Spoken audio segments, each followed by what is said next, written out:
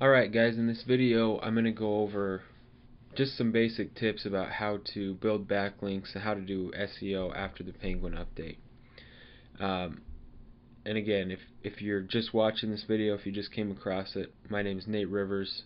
I'm the blogger behind storyblogger.com. You can visit my site for more tutorials and tips like this.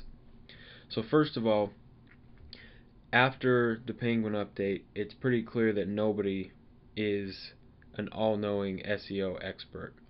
There's all kinds of bad advice going around. Uh, my own results with my own sites have been so different among my different sites and my different types of sites that it's hard to make any definitive statements. There are a few common things that, you know, are very clear though, that a lot of different people have all agreed on and have figured out. So we'll go over some of those, but for the most part, you just have to realize that SEO is an ever-changing game, and nobody has a completely bulletproof strategy. There's been a lot of completely white hat, big authority sites that got just pounded by this update, and at the same time, there's all kinds of crap results uh, on the top 10 pages without any backlinks, pages that are pure scraped content, just everything in between. So it's just kind of a mess right now. So one of the first things that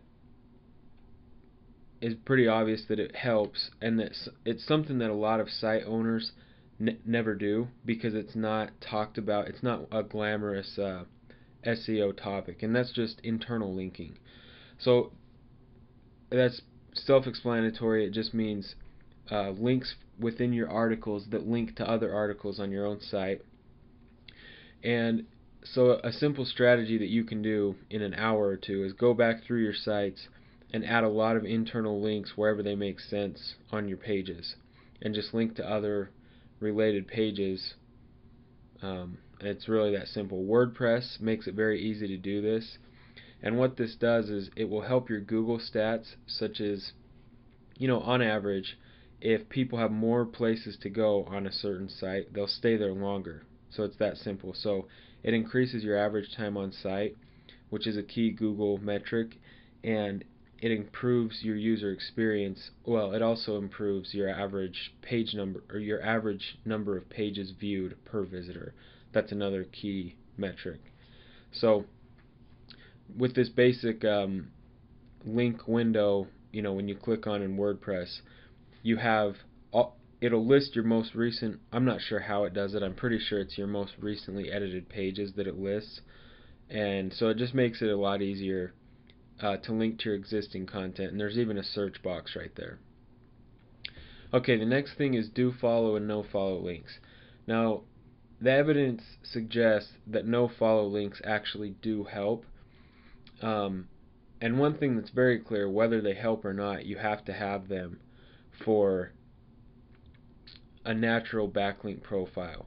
Now, one thing that I read, and this piece, or this little, what do you call it? This article, or I can't remember where I read this, if it was on a blog or a forum, but somebody pointed out that with Amazon.com's affiliate program over the last 5 or 10 years, however long it's been, they have gotten thousands and thousands of affiliates to build millions and millions and millions of backlinks to their site.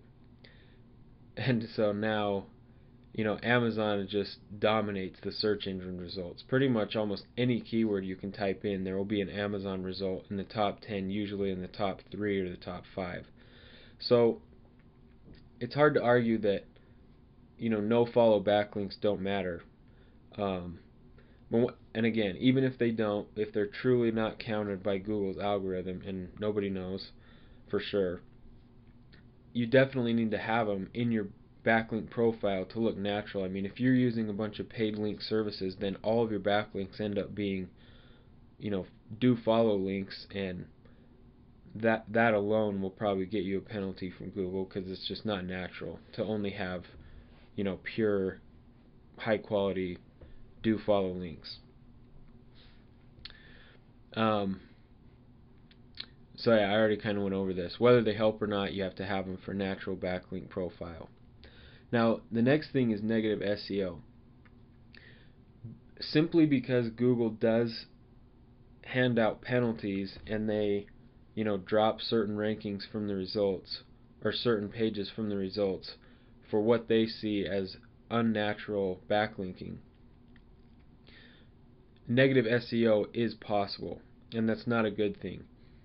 You can get penalized for spammy backlinks. The problem is Google has no way of knowing if it's you doing it or your competitor. So that's kind of a big topic right now. I don't really have a conclusion on that. It is a real thing. So it's something they have to figure out. I mean, if they're going to make this whole algorithm based off backlinks and then try to differentiate between backlinks and what's good or what they consider spammy, whether it's the site owner or a competitor, if they're going to start penalizing for that type of a thing, people can manipulate that. It's just another thing that people can manipulate. So I guess the only thing is to just realize that that's a possibility. One thing that's come down from all the different analyses and case studies that have been done since Penguin has come out, this is something everyone can agree on. If you haven't been varying your anchor text and all of your anchor text you've been building to say your exact keywords just 90, 100% of the time, then your site definitely got penalized. So going forward, something that pretty much everyone agrees on is you need to mix up your anchor text. Aim for less than 50% of your backlinks to actually contain your main keywords, and you want to use a lot of general click here type phrases, or click here to visit our site, or read more articles here. And the other thing is to use other phrases that are contextually like loosely relevant, just kind of within the same type of topics, but not stay away from using your main keywords over and over again.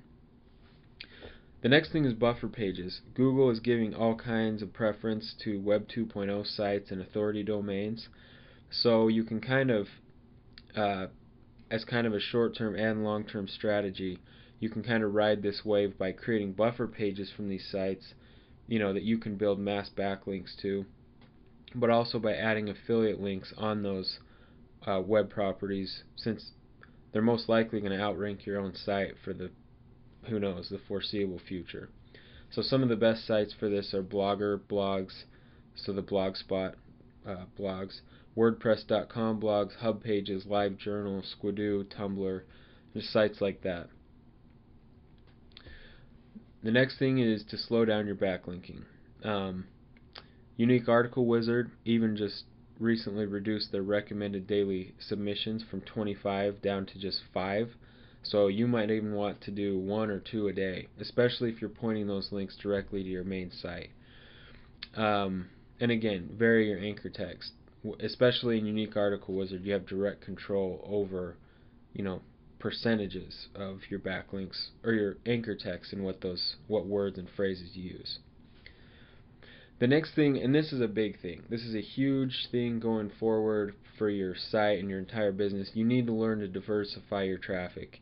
You want to go after a lot of different traffic sources, YouTube videos or video syndication, video sharing sites in general, article syndication, tutorial sites, forum marketing, blog commenting. I mean, there's all kinds of alternative traffic strategies. The ironic thing, which is a big benefit though, is that the more traffic streams and the more traffic you can generate outside from Google, the better your pages will do in the Google search results.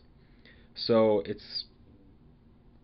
I guess it's not exactly counterintuitive, but instead of spending all your time and energy trying to figure out the Google code, the sites out there that just really provide the most value so that they get shared the most on social sites and have the highest stickiness factor, those are the sites that are going to do the best in Google, not necessarily the people that just spend all their time trying to analyze the search results and figuring out exactly what Google's looking for.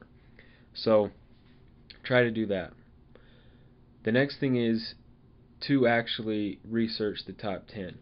Now, I realize what I just said, but the fact is, the best traffic does come from search results from Google, at least the highest converting traffic for money type conversion keywords.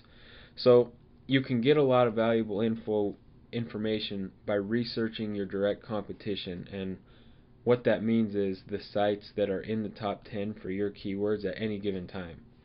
So you can get some very insightful information as to what they're doing and how they're getting those rankings by a pretty simple process. I'll walk you through it right now. To research the top 10, go into Market Samurai and enter a keyword into Market Samurai, and then just click on SEO competition. Then you click on generate results, and I want you to notice the little arrows next to each entry, those down pointing arrows that I've highlighted.